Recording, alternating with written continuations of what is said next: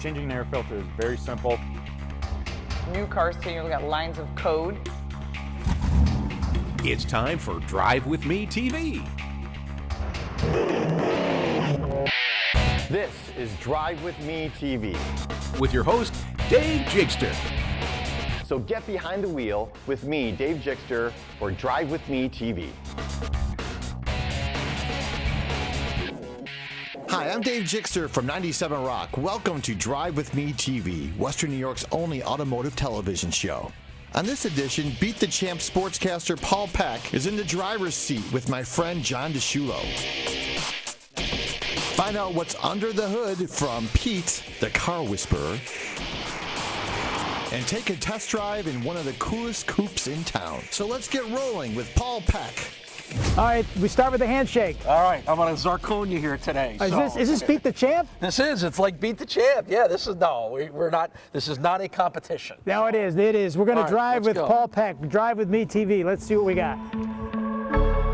You've lived through some of the most amazing Buffalo sports events in the last 20 years, when you think about it. And I think one of the things I learned from Van was how important sports is to this town and how much you need to respect people's interest and knowledge of it when you're one of the conduits for it, I guess, and that's what's great about this town is it means so much to people here. And because it means so much, that they know they're smart, you better get it right. You mess up a name or you get a fact wrong and you get a phone call about it. Absolutely. That doesn't happen in a lot of places, but honestly, I think that's what helps me and a lot of the other good sportscasters in this town. It drives you to be as good as you can be.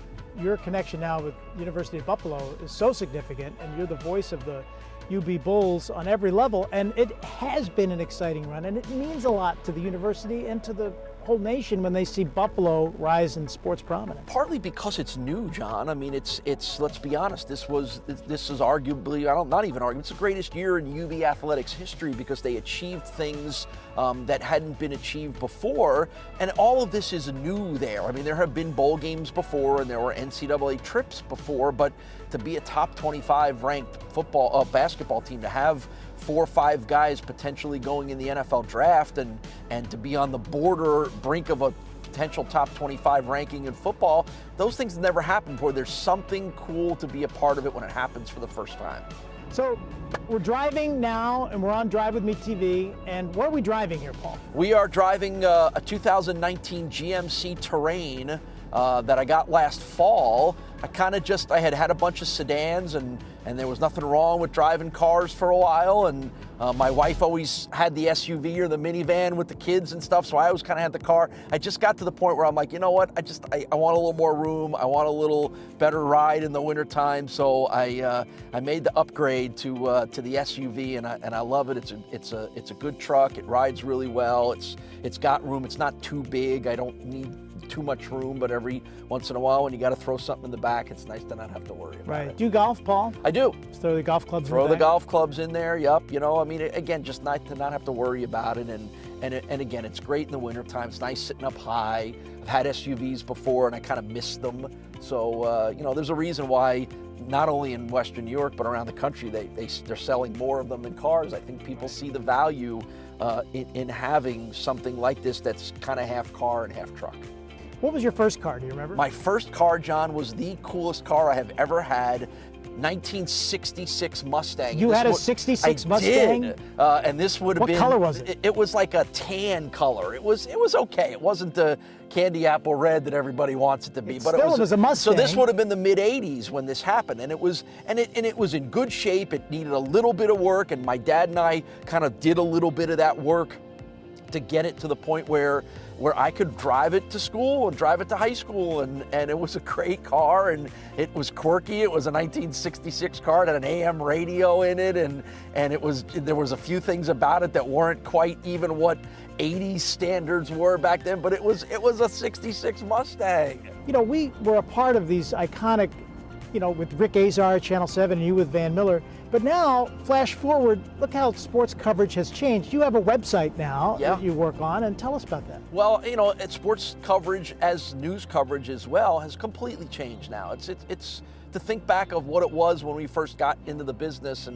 1988, when there was a 6 and 11 o'clock news and that was it, you know, and if you covered Sabres practice at 10 in the morning, you didn't have to have any story ready till 6 o'clock. Think about how different that is in our without world tweeting now. or social media posts. So you have to adapt and adjust, and the world now is websites and social media and Twitter feeds. So BuffaloSportsPage.com was founded by myself with my partner Kevin Sylvester, who used to work for many, many years with the Sabres. And, you know, I think we both saw an opportunity to bring some of our knowledge and expertise and perspective. That's a word I like to use a lot. There's not a lot of that in the world. When you're tweeting at 280 characters and everything is immediate reaction, love it, hate it, stupid, idiotic, whatever, there's not much perspective anymore. And I still think there's a place for that. I still think it's important to understand why decisions get made, why they're based on other decisions that were made.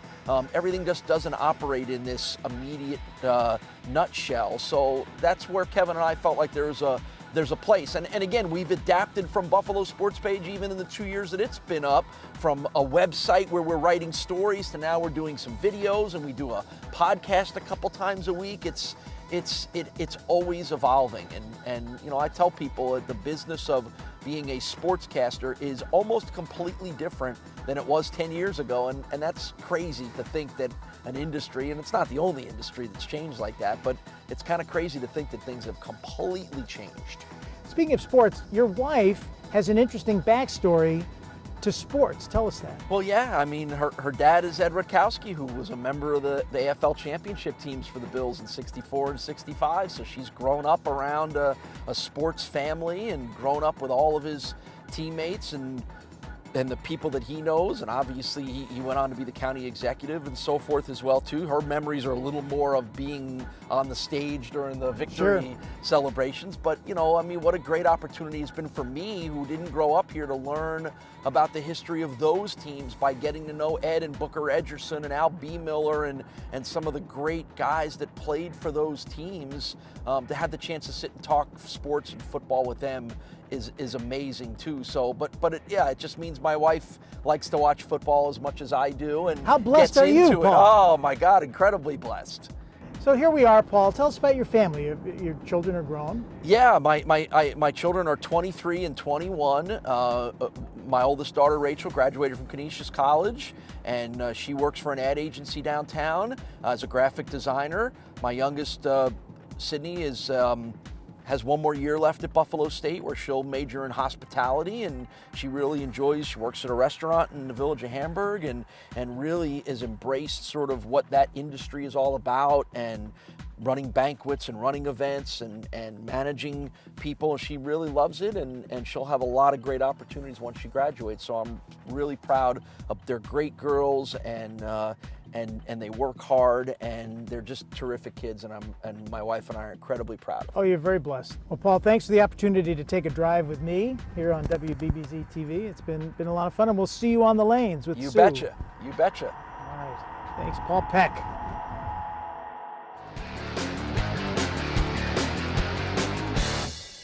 Thanks for joining us on Drive With Me TV. It's time to check on the latest news and information. Let's go to the dashboard. Motor1.com reports sometimes being the best isn't enough. You have to keep pushing and trying to beat yourself. It's the mindset that works for Olympic athletes and also for a small Maryland company that modifies Corvettes. Genovation takes the iconic muscle cars, rips out the drivetrain and replaces it with twin electric motors and 44 kilowatts of batteries down the old transmission tunnel and where the fuel tanks used to be. The team was puttering about with its Genovation GXE in February when it set the speed record for an all-electric road-legal vehicle at 186.8 miles per hour. Now that's fast. This is shocking. Tesla.com says, ever since it was announced, people have been eagerly awaiting the $35,000 Tesla Model 3. That patience has been rewarded because Tesla officially announced that the budget version of this sedan is available now. While it is the base trim, the $35,000 Model 3 has 220 miles of range and can do 0 to 60 in 5.6 seconds. It can also hit 130 miles per hour. Many consider this to be the best deal Tesla offers and maybe the best deal on an electric car. From Hyundai USA, Most people have no idea what a digital key is or that they've been around for a while. Instead, with Hyundai announcing it'll start offering an app for unlocking your car with a smartphone instead of a physical key. There are some declaring this the end of vehicle safety concerns. With this app installed, all you need to do is hold your phone up to either the driver's or front passenger's door handle to unlock the car. Then place your device on the wireless charging pad before pressing the ignition button. This is perhaps the most secure way to access and start a vehicle, so Hyundai deserves some kudos here. Now it is time for our dashboard trivia question of the week. Can you guess the average speed for the winner of the very first Grand Prix auto race? We'll be back with the answer right after this.